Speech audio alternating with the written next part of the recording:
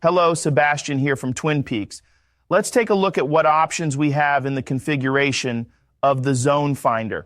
I have divided the whole thing here into different areas and also into different videos to make them not quite so long. So let's start here with the general settings. Under General, we first find the version, the name, and also some tips on how to use it.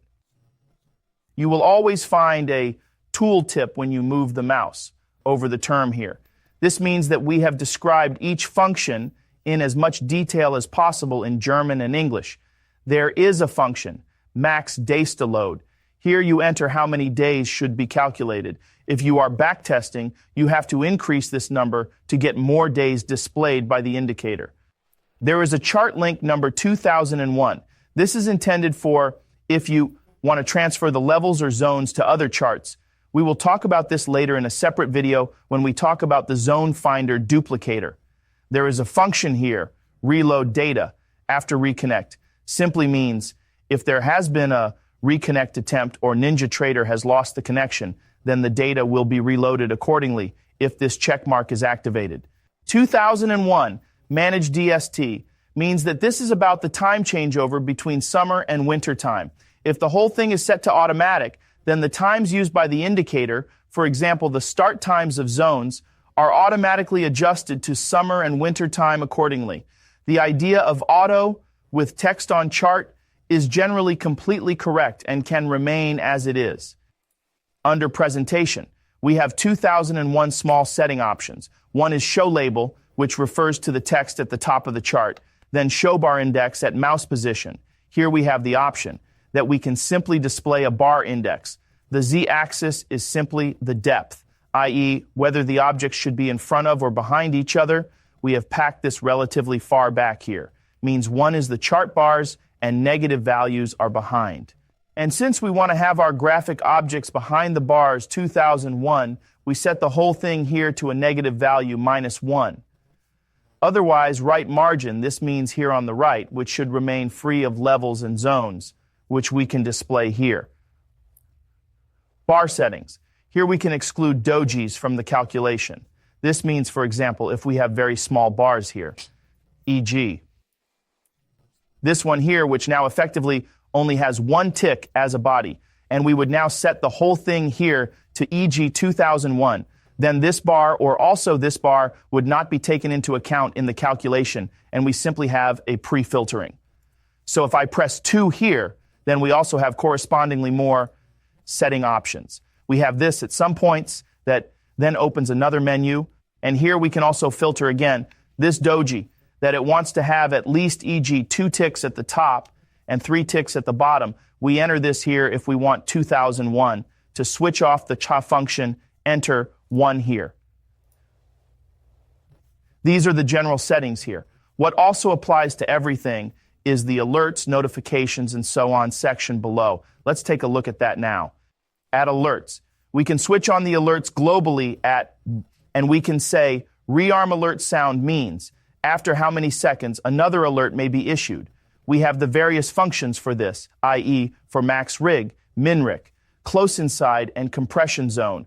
We will talk about this function in further videos. Then the option to activate the alarms here, either on a bar basis, i.e. that each bar may give a new alarm, or after a number of seconds, we enter here. A new alarm can be issued.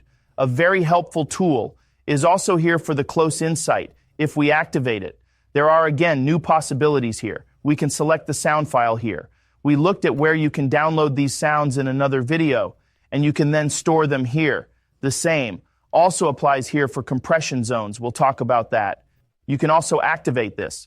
And you can also have the touch of these zones notified here with an alarm. Notifications also refers to notifications. And here we have the option of displaying a window, depending on what we want. In the message box, we can also enter these 3 things in a specific date format, and also for how many seconds the whole should be visible, and also for email notifications, to which email address that is to be sent. Can be very exciting. Otherwise, RTS, real-time settings, that's the window we see here. Here we have the option of adapting it to our needs. both in terms of color and layout.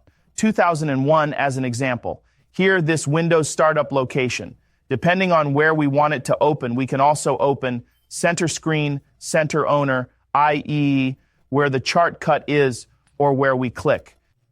We also have the expand mode category here, which controls how the window opens. If set to auto, the window will always open as it was last closed. If set to expanded, everything will always be expanded. And if set to collapsed, everything will always be closed. I personally always use auto, so I see the last status of this menu window. This function, autosave settings, is also very practical. If it is set to on, then we can either create new file or override existing file. This means that whenever we click OK here, the whole thing is saved accordingly. This is very used and helpful for some things.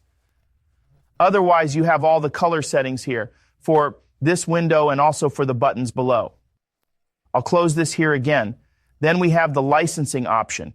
Here you will find the website from which you downloaded it and some more information about City and TwinPeaks itself. This debug section is not relevant for you, but will only become interesting if, for example, we need support information from you because something is not working. There is also this send log button below. So if you have opened a support ticket with us and we ask you to send the log to, you can do this exactly via, and we will then automatically receive it via Discord. At the bottom, you still have the option for save and load settings for each indicator, in this case now for the ZoneFinder separately. The whole thing is saved as a JSON file and is therefore also very compatible, independent of Ninjatrader. Also very well suited for updates. That's all for the general settings. In the next video, we will take a detailed look at the first function, MaxWick.